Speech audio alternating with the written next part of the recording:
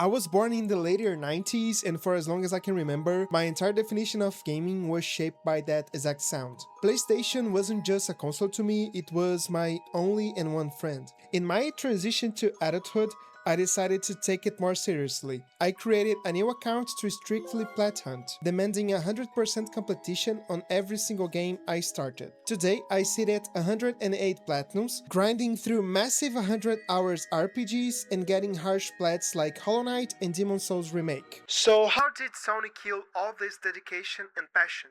Act 1. The Downfall. We are going to split this act into 5 important core decisions made by Sony that kinda destroyed the community they built for 32 years. Moving HQ to California. Back in 2016, Sony packed up its global base in Tokyo and moved it to San Mateo. This was the exact moment PlayStation started transforming into a corporate money-hungry machine. Before this, they were known for taking weird, creative, and experimental risks. But after this move, the culture shifted, so they joined the modern AAA blockbuster race, where budgets are so high that no one is allowed to take risks anymore, and the only thing that matters is the profit margin. Cultural erasure. I think not everybody knows that, but Sony Japan Studio co-developed the original Demon's Souls with From Software. So, can we say that they are kinda responsible for Soul Series' success nowadays? Maybe. But Sony just shut them down. They closed the very studio that gave the console its original soul. That sent a clear message for me.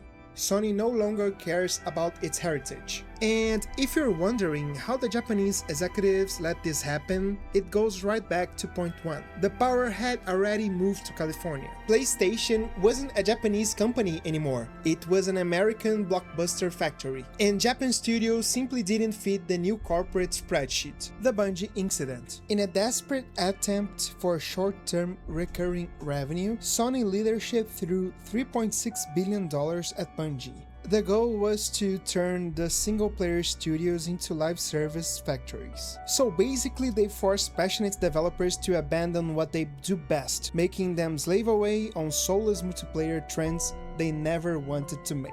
We saw the result with the catastrophic launch of Concord. But the most heartbreaking casualty for me was Blue Point Games. After delivering the masterpiece Demon's Souls Remake, a game I proudly platinumed, Sony forced them to spend years developing a live service God of War. When the live service bubble burst, Sony cancelled the project and shut Bluepoint down entirely, throwing 70 talented developers out of a job. They sacrificed generation talent to chase a trend nobody really asked for. The warning sign.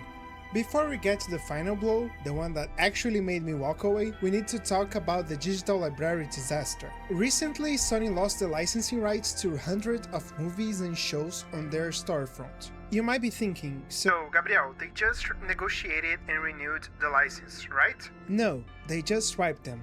People logged in and realized the media they paid full price for was simply gone. No refunds, no alternatives. It proved the terrifying reality of the modern PlayStation ecosystem. When you buy digital, you don't own anything. You are just paying for a temporary license, and Sony can and will revoke it the second it suits them. The final blow.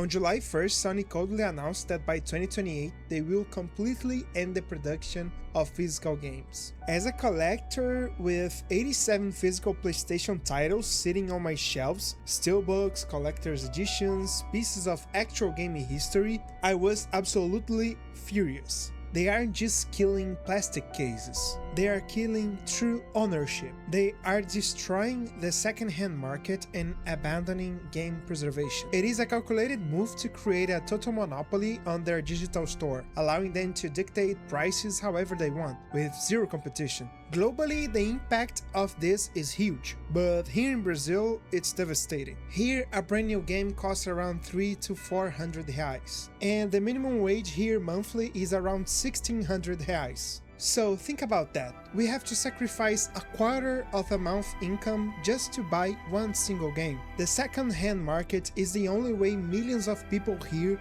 can afford to play at all. This decision doesn't just betray the hardcore community, it actively locks out lower-income players who just want to experience a great game and escape for a while. This will lead to the only solution for this issue: piracy. Act 2.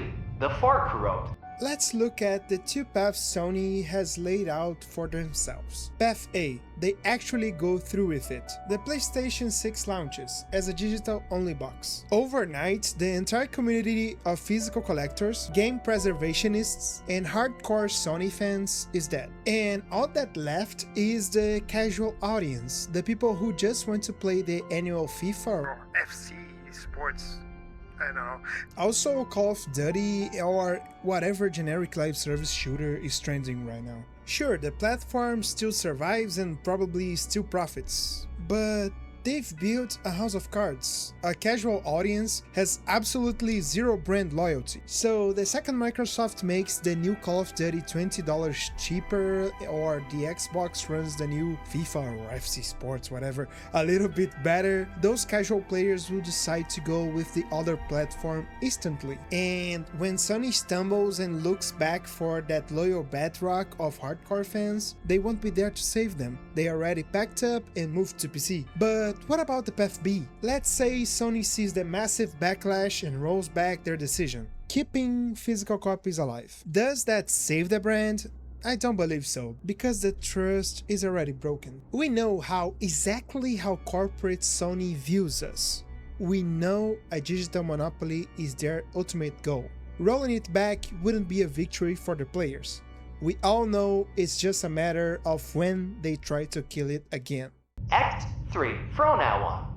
So where does that leave us? Honestly, it doesn't matter if Sony takes path A or path B, the writing is on the wall. From now on, my goal is simple. I am going to preserve and collect as many physical games as I possibly can while they still exist. I'm building my library on my own terms, so I refuse to be held hostage by a digital monopoly. The second a new game I want to play is forced into a digital-only release, I'm walking away. I will transition entirely to PC. I will always cherish the culture I grew up with, but I finally accepted a harsh truth. My journey with PlayStation has an expiration date.